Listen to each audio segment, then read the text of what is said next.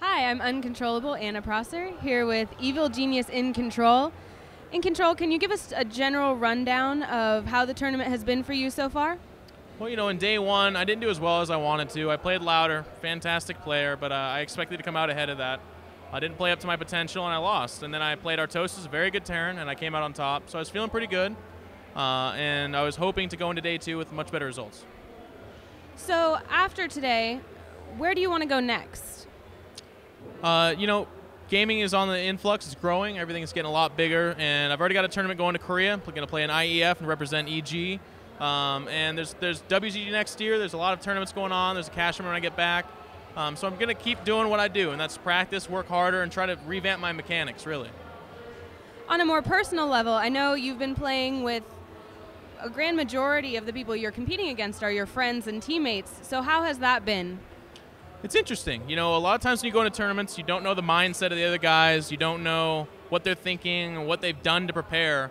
But actually at WCG each year, not only do I know how they prepared, not only do I know what they're thinking, I know who they prepared with, me. That's what everyone at this tournament can say. We all play together, we all practice, we all face each other in tournaments. It's just another day for us. The difference being, when I lose here, it's a 2,500 deficit as opposed to when I lose at home and it's a slap on the back and a go to hell.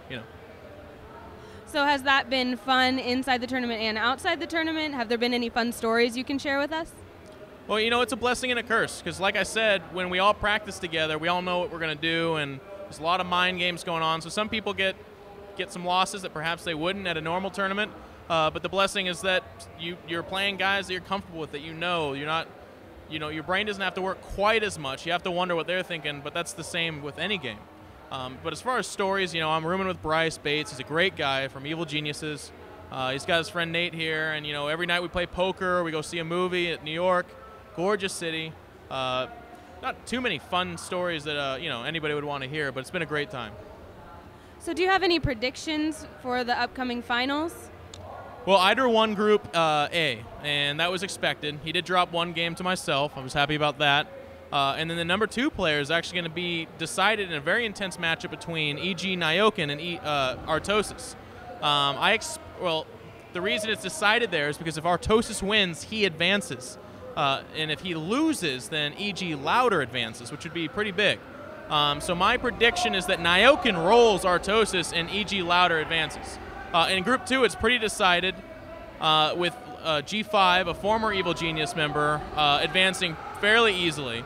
And the nice thing about that is he is the arch nemesis of Idra, and he's kind of the heralded knight. So if there's anyone that can defeat Idra, it's going to be G5.